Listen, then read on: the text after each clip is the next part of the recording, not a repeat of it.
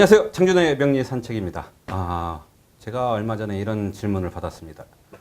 사주대로 사람이 그 인생을 살아가는가요? 라는 질문을 받았습니다.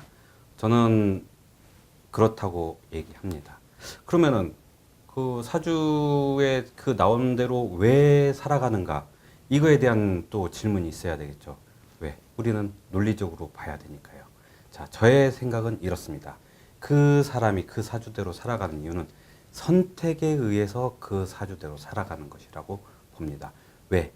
선택의 경우에 있을 때 우리는 흔히 말해 중국집에 가서도 짜장면을 먹을까 짬뽕을 먹을까를 고민을 합니다. 짬뽕을 먹는 사람은 매운 것을 좋아하는 사람이죠. 매운 것을 좋아하는 사람은 매운 식습관을 갖게 됩니다. 그렇기 때문에 그에 대한 질병을 갖게 됩니다. 짜장면을 먹는 사람은 짜장면에 대한 그 느끼함과 기름과 단맛을 좋아합니다. 그렇기 때문에 그에 대한 식습관으로 인하여 그에 대한 건강에 대한 책임이 따라오게 됩니다.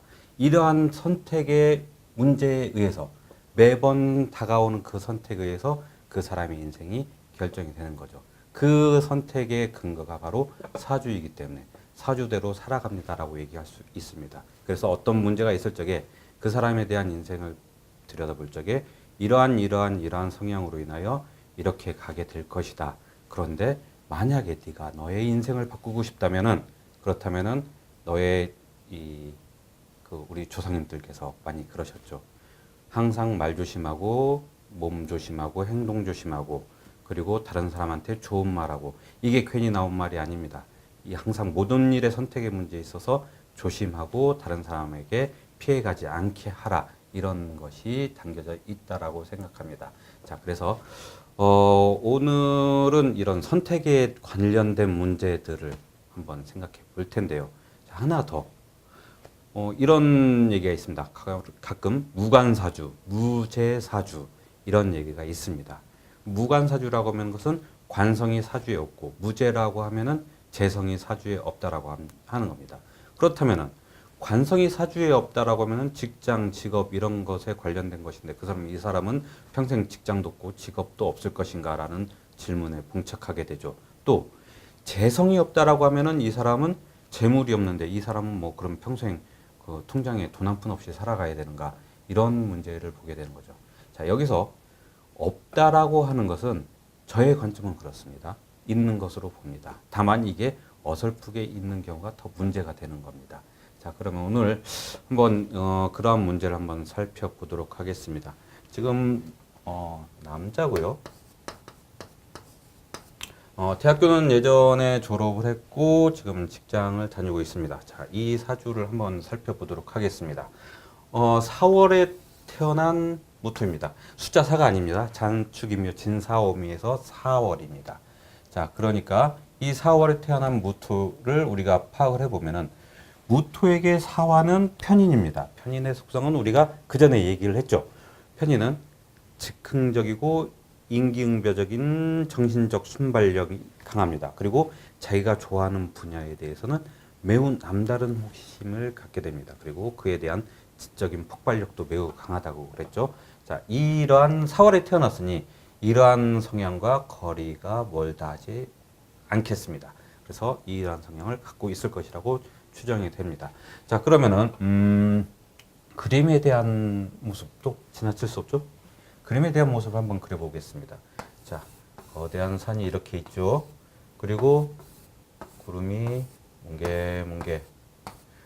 그 왜 지리산이나 설악산에 아침에 일찍 보면 산 중턱에 구름이 걸려 있는 모습을 가끔 봅니다. 한 폭의 그림 같은 모습이죠.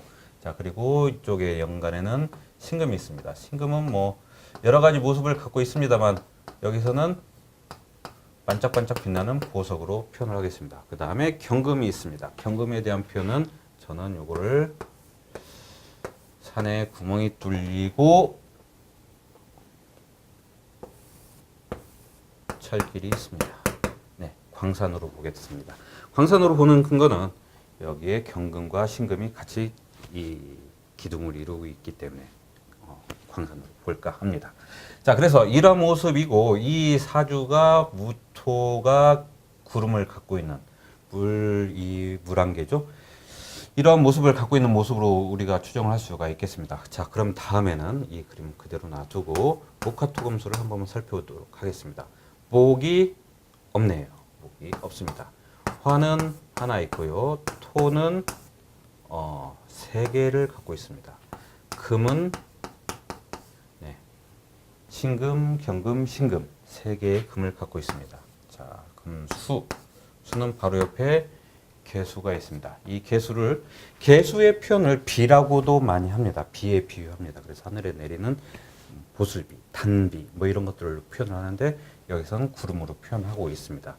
이 구름에 대한 평가. 우리가 산에 올라가 보면은 산에서는 물안개인데 그래서 물안개를 걷고 있는 이런 환상적인 모습인데 그 산을 떠나서 밖에서 보면은 산 밑에서 보면은 산 중턱에 구름이 걸려 있는 모습과 같죠. 네, 그런 거라고 생각을 하면 되겠습니다. 또 다시 설명하겠습니다. 금이 3개입니다. 금이 3개이고 그러면은 금이 매우 강한 거죠. 그래서 토의 기운을 일간토입니다. 토의 기운을 마구마구 뽑아옵니다. 그래서 토의 기운이 약할 경우에는 그 기운이 다 빠져나가게 되겠죠. 그래서 토가 약해집니다. 그렇다면은 이 토가 금에게 기운을 다 빼줄 수 있을 만큼 기운이 어떠한가를 살펴봐야 되겠습니다. 자, 여기에 무토 아래 술토가 또 있겠습니다. 그리고 또 여기 미토가 있습니다. 게다가 화가 있습니다. 화생토의 원리로 인하여 게다가 토는 3개로 갖춰져 있기 때문에 결코 약하다 할 수 없습니다. 금에게 충분히 기운을 빼주고도 남고 오히려 금이 기운을 빼가는 것을 더 즐겁게 생각합니다. 이런 경우에 막혀 있으면 안 되니까요. 자, 그래서 토생금의 원리로 아주 흐름이 원활합니다. 그래서 이 경우에 금이 3개인데 여기는 상관과 이쪽은 식신을 갖고 있습니다. 상관에 대한 얘기는 저번에 얘기했죠. 그 외부에 대한 즉각적인 반응과 함께 그 다음에 불의를 보면 그 불의에 항거하고 그 불의를 바로잡으려고 하는 그러한 성향을 갖고 있습니다. 그리고 남다른 재주라고 그랬죠. 한번 보면 딱 남들이 몸짓 하나만 봐도 그대로 따라갈 수 있는 그런 재능을 갖고 있습니다. 그리고 식신은 매우 여유롭고 그 다음에 다른 사람들에 대한 포용력, 이해력, 공감 능력을 갖고 있습니다. 그렇기 때문에 식상을 아주 2개를 다 잘 사용할 수 있다고 볼 수 있습니다. 그래서 식상을 잘 사용할 수 있다는 얘기는 처음 만난 사람하고도 서먹서먹하지 않고 금방 친할 수 있는 친화력을 갖고 있다고 볼 수 있습니다. 자, 그래서 적절한 유머를 또 갖고 있네요. 이 이해력과 포용력도 갖고 있고 그래서 여자들이 아주 자연스럽게 다가오게 됩니다. 자, 그래서 다음 거를 또 보도록 하겠습니다. 다음은 여기에 목이 없는 게 좀 아쉽죠? 목은 이 사주의 관점에는 관성입니다. 관성이 없는 게 이 사주의 유일한 아쉬움이네요. 저는 그렇다면 이 신금을 목이 되었으면 하면 딱 좋은 모습인데 그런데 이거는 사주가 항상 그렇게 우리 마음대로 돌아가지 않습니다. 인생이 우리 마음대로 펼쳐지지 않는 거랑 똑같죠. 만약에 여기가 목이라고 한다면은 다른 자리는 목에 의해서 다른 걸로 바뀌게 됩니다. 네, 모든 자리가 서로 유기적으로 연결되어 있습니다. 원인과 결과가 같이 따라옵니다. 그렇기 때문에 여기가 목이면은 자리는 다른 걸로 바뀌게 됩니다. 자, 이게 우리의 인생과 같다고 볼 수 있습니다. 자, 그러면은 이쪽 개수에 대해서 한번 얘기를 해보도록 하겠습니다. 아까 우리가 산 속에 있을 때 아침에 물안개에 있는 모습이다. 근데 산 밖에는 구름이 걸려 있는 모습이다. 라고 얘기를 했죠. 그래서 이 안에 있는, 무토에 걸려 있는 이 물안개는, 구름은 낮이 되면은 수증기로 사라지게 됩니다. 근데 수증기가 되기 전에 이미 산에 촉촉하게 습기를 내려주고 사라지게 됩니다. 자, 이게 어떠한 역할을 하고 있는지 한번 보도록 하겠습니다. 지지로는 미토, 사화, 술토, 열토, 열빛, 그 다음에 여기는 매우 건조한 토양. 그러니까 지지로서는 이 신금 하나만 제외하고 모두 다 건조하고 열이 강한 성향을 보입니다. 그리고 천간에도 그러한 성향을 보이겠죠. 개수가 이 사주의 습도를 조절해 줍니다. 그래서 이 사주가 이걸 조라고 표현하는데 이 기능을 담당합니다. 그래서 사주가 메마르지 않도록 습도를 유지해주는 그러한 기능을 해줍니다. 자, 그러면 개수가 어떤 성향을 갖고 있는지 한번 보도록 할까요? 개수는 아까 말씀드렸듯이 십성으로 비에 해당되는데 십성으로는 재성입니다. 재물제자죠. 재물제자 그 재물 그 다음에 돈 뭐 이런 쪽에 관련되겠죠. 그 다음에 여자 또 재미 결과 일거리 이런 종류의 것과 연관이 됩니다. 그래서 이 재성이 바로 무토 옆에 붙어 있으므로 이걸 어떻게 활용하느냐에 따라서 얘기가 인생이 달라지겠죠. 자, 여기서 선택의 문제가 생기게 됩니다. 만약에 소중히 여기게 된다면 긍정으로 사용될 것이고 왜? 이 개수가 사주의 습도를 조절해 주니까요. 만약에 남발한다가 보면 부정적으로 흘러가겠죠. 왜? 역시 이 개수가 사주를 습도를 조절해 주니까요. 자, 그러면은 이 사주는 화생토, 토생금, 금생수로 잘 원활하게 이루어집니다. 그래서 식신생재, 상관생재의 모습을 갖고 있습니다. 그러니까 이 식신생재, 상관생재의 모습들 다 식신과 상관이라는 것이 남에게 가르치고 얘기하고 표현하고 이런 것을 얘기하겠죠. 그렇기 때문에 맞는 직업이라고 한다면은 선생님, 강사, 그 다음에 연구원, 엔지니어. 연구원이 어차피 엔지니어와 연관이 될 테죠. 그 다음에 식신생재, 상관생재니까 뭐 직접 판매 만들어서 제조 판매하는 것까지 연관이 되겠습니다. 또한 어떤 예술적 재능도 갖고 있기 때문에 건축이나 뭐 그런 인테리어 예술 같은 뭐 이런 것도 충분히 가능할 거라고 보입니다. 이 정도로 해서 자기 이 명주와 맞는 직업적 소양이 나오게 되겠습니다. 물론 깊이 자세히 뭐 가닥가닥으로 나뉘어진 직업에 관련돼서는 좀 뭐 더 깊은 상담이 필요하겠죠. 자,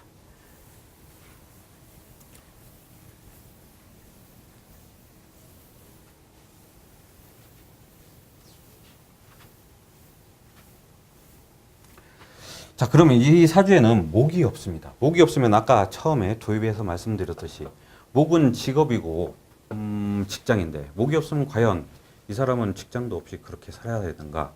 이런 질문에 봉착하게 되죠. 하지만 그렇지 않습니다. 직업이 꼭 직장으로 관성으로 인해서 직업이 결정되는 것은 아닙니다. 이 사주에 있어서는 식신 상관으로 직업이 결정될 것입니다. 그래서 그 오로지 자기의 그 나갈 발로 자기의 성향대로 나가게 될 것입니다. 자, 그럼 또 이 명주의 성향을 또 분석을 해야 되겠죠. 문과냐 이과냐.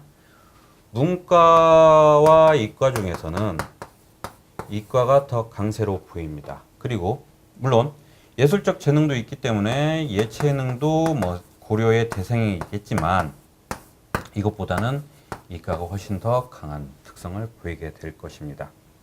그래서 결과를 보고 결과에 대한 예측을 가능하고 그렇기 때문에 여기에 대한 연구와 이 판단에 의해서 이과를 선택하게 될 것입니다. 그다음에 또 재성을 갖고 있다는 것은 눈치가 좀 빠르다라는 거죠. 상당히 이 상대방에 배려할 줄 안다는 얘기죠. 좋은 얘기, 나쁜 얘기라면 눈치가 빠르다는데 좋은 얘기라면 상대방의 기분을 살피고 어디 문제가 있는지 없는지 이런 것을 묻게 됩니다. 그렇기 때문에 다른 사람이 그 재성 이 사람이 사용하는 것에 대해서는 배려심이 깊은 사람이구나 이런 거가 되겠죠. 아까 얘기했던 친밀도가 높아지는 그런 사주라고 볼 수 있습니다. 자, 그러면 어디 이 명주의 고등학교의 운을 한번 볼까요? 다음 그림을 한번 보도록 하겠습니다. 그러면은 중학교까지 매우 상위권 성적이었다고 하네요. 그 다음에 고1, 고2까지도 상승세의 운이었습니다. 자, 그러면 고2의 운을 한번 보도록 하겠습니다. 무토와 자수가 왔습니다. 이거는 비견이고요. 자수는 재성입니다. 자, 비견이 자수를 갖고 왔습니다. 재성, 아까 말씀드렸던 재물, 돈, 여자, 일거리, 재미, 결과 뭐 이런 것들이죠. 자, 공부하는 시기에 이런 것이 나타났습니다. 친구와 함께 재미를 추구하게 되겠죠. 자, 그러면 이 경우에 이 명주가 선택을 어떻게 하느냐에 따라서 인생이 달라집니다. 항상 이 명주는 선택의 문제에 걸려 있게 되겠네요. 그래서 무토와 자수가 들어온 해 무자년에는 자수로 인해서 개수가 강해집니다. 그 전까지는 잘 보이지 않았던 개수가 갑자기 커집니다. 개수가 커지니까 재미와 즐거움을 찾습니다. 그리고 자기가 하던 공부가 오로지 이쪽으로 흘러가게 됩니다. 그 전까지는 상위권의 성적을 보였던 것이 친구들과 놀러 다니면서 즐거움을 찾고 또 여자친구를 사귀게 되고 당연히 공부를 소홀히 하게 되겠죠.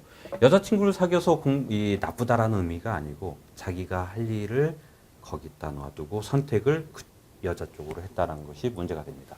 만일 진작에 알았다고 한다면 100이라는 손해를 50으로 경감시킬 수 있었을 텐데 이라는 사실을 모르고 고2 시간을 보냈습니다. 그렇기 때문에 그것이 바로 타격으로 달려오겠죠. 그래서 상위권을 달리던 성적은 잠시 하락했습니다. 하락하고 고3 때 다시 공부를 매진을 했지만 그 성적이 잘 올라가지 않았다고 하네요.